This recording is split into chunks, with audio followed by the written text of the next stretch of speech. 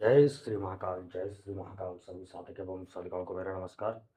मित्रों, जैसा कि आप सभी लोग जानते हैं कि हमारा होली का पावन पर्व आने वाला है, तो उसी के उपलक्ष्य में हम ये साधना लेके आए हैं मुंजा प्रेत साधना, जो कि हमारी एक रात्रि की साधना है। तो दोस्तों, आपने अगर साथ आप लोगों ने देखा हो तो मैं लाइव वीडियो कल परसों डाला था, लाइव था जो शमशान में मैं शक्ति ट्रांसफर किया था शमशान में, शमशान घाट पर। तो आज फिर से कुछ लोगों का शक्ति ट्रांसफर है, तो वो नदी के किनारे होगा, यमुना नदी के किनारे। ये यमुना नदी का तट है और हमारा जो शमशान घाट है वो भी यमुना नदी के तट पे ही है। तो आज शमशान में थोड़ा सा काम चल रहा है, तो इस वजह से वहाँ पर साधना संभव नहीं है, सबके टाइम पर संभव नहीं है। तो आज रात्रि में जो होगा वो भी 10 और 11 बजे के आसपास में होगा। तो जो भी साधक साधिका हमसे शक्ति ट्रांसफर लेना चाहते हैं या कोई साधना लेना चाहते हैं इस होली के पावन पद पे, क्योंकि उसी दिन हमारा साल का पहला चंद्र ग्रहण भी है। तो जो भी साधक साधिका शक्ति लेना चाहते हैं तो हमसे स्क्रीन में दिए गए व्हाट्सएप नंबर पर जल्दी से जल्दी संपर्क करके हमसे जुड़ें और हमसे शक्ति ट्रांसफर ले सकते हैं। अब बात करते हैं दोस्तों इस मुंजा प्रेत के बारे में। ये मुंजा प्रेत क्या है कि आपने मुंजा प्रेत की साधनाएं बहुत सारी चीज़ यूट्यूब चैनलों पर देखी होंगी, हमारे द्वारा भी बहुत सारे वीडियो डाले गए मुंजा प्रेत के बारे में। लेकिन जो आज मैं विधान लेकर आ रहा हूँ वो थोड़ा सा अलग है। ये अपना एक रात्रि का है। तो ये एक रात्रि का विधान इसलिए है क्योंकि ये ग्रहण के समय का है और होली पे आप जानते हैं हर एक शक्ति, चाहे तामसिक हो चाहे सात्विक हो, अपने उग्र रूप में रहती है, बहुत ही जल्दी प्रसन्न हो जाती है शक्ति। और ग्रहण काल हो उसमें भी यही सिचुएशन रहती है। तो इसीलिए मैं आज जो लेके आया हूँ वो आपको ग्रहण और चंद्र ग्रहण और होली के लिए लेके आया हूँ। वैसे तो मंदिर साधना आप कभी भी कर सकते हैं, तो उसमें 3 रात्रि का समय लगता है, लेकिन जो आज विधान है वो केवल एक रात्रि का है और इसमें केवल आपको 3 माला जाप करनी है, कोई विशेष जाप नहीं करना है। रुद्राक्ष की माला से आपको जाप करना है, कोई ज़्यादा सामग्री नहीं है। ये मुंजा प्रेत करेगा क्या, ये सिद्ध होने के बाद में आपका धन संबंधित जो भी कार्य हो वो पहले आपका कर्जा निपटा देगा।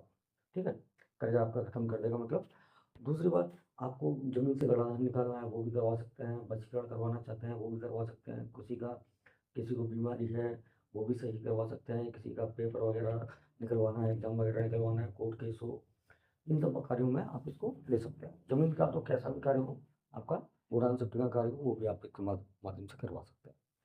ये है मुंजा प्रेत की पावर। ठीक है, और इसकी जो लंबाई की अगर हम बात करें, इसका जो कद काठी होती है तो इसका कद होता है 11 मीटर का। और जैसे अगर सूक्ष्म रूप में लेना चाहते हैं तो सूक्ष्म रूप में भी आपको ये दिखाई देगा, और ये अपने मतलब वास्तविक रूप में आएगा तो 11 मीटर आप समझ लो, 33 फुट, 33 फुट का हाइट हो गया। तो 33 फुट हाइट बहुत हो जाती है। तो अब इसका साधना करना कैसे है? साधना वो आपको देखो, इसके लिए आप चाहे महिला हो चाहे पुरुष हो, आप दोनों, कोई भी वो किसी भी जाति किसी भी धर्म का हो, हर एक इंसान इसको कर सकता है। बहुत ही पावरफुल साधना है। इसको आपको करना क्या है कि चाहे आपका ग्रहण का समय चल रहा हो चाहे आपका होली का पर्व हो, आपको रात्रि में पहले से ही कुछ सामग्री आपको अपने पास जुटा के रख लेनी है।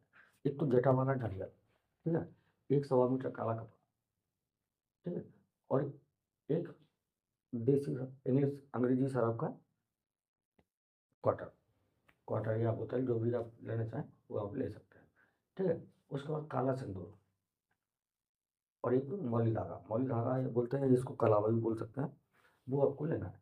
ठीक है, और आपके जो वस्त्र रहेंगे वो काले रहेंगे। आपको एकांत कमरे में बैठ के अपने एकांत कमरे में अपने साथ में एक सरसों तेल का दीपक जलाना है, एक चादर रखना है सुरक्षा घेरे के लिए, आपको वस्त्र काले प्रयोग करना है और दक्षिण दिशा की ओर मुँह करके आपको बैठ जाना है अपने कमरे में, एकांत कमरे में, चाहे आप महिला हो चाहे पुरुष हो, वस्त्र आपको पहन के काले ही बैठना है। ठीक है, और ज़रूरी नहीं है कि पूरे पूरे वस्त्र ही काले हों, थोड़ा बहुत मतलब ऊपर की जो होनी चाहिए वो आपके काले वस्त्र होने चाहिए।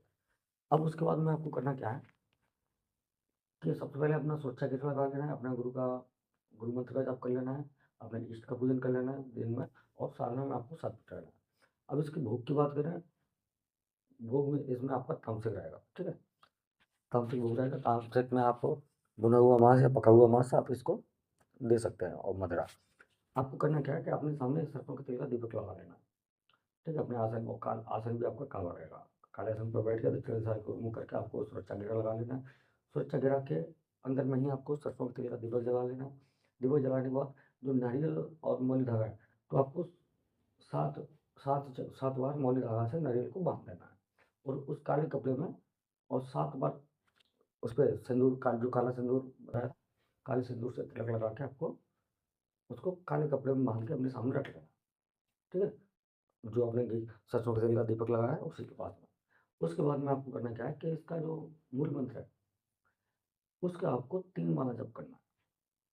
और जैसे-जैसे आप जप करते जाएँगे आपको बहुत सारे अनुभव होंगे, बहुत सारी शक्तियाँ आपको परेशान भी करेंगी, दिखाई देंगी, लेकिन आपको उनसे भयभीत नहीं होना है। भयभीत ना होने के बाद में जब ये साधना आपकी सफल हो जाएगी, तो मंदिर स्वयं आपको एक धुएँ के आकार में, एक सूक्ष्म रूप में आपको दर्शन देगा। उसके बाद आप उससे वो खुद आपसे बात करेगा, जब तक आपका मंत्र जप ना हो जाए, आपको अपनी तरफ से बात नहीं करनी है। उसके बाद में आपको करना क्या है कि जप करने के बाद में आपको उससे वचन लेना है। वचन लेने के बाद में जब भी आप इससे अपना कोई भी कार्य करवाना चाहेंगे, आप इसको तुरंत बुला सकते हैं, बुलाने के बाद में आप अपना कार्य करा सकते हैं। ठीक है? तो आशा करता हूँ दोस्तों आपको वीडियो ज़रूर पसंद आई होगी। अगर वीडियो पसंद आई तो चैनल को सब्सक्राइब करें, वीडियो को लाइक करें। जय श्री महाकाल, जय माता काली।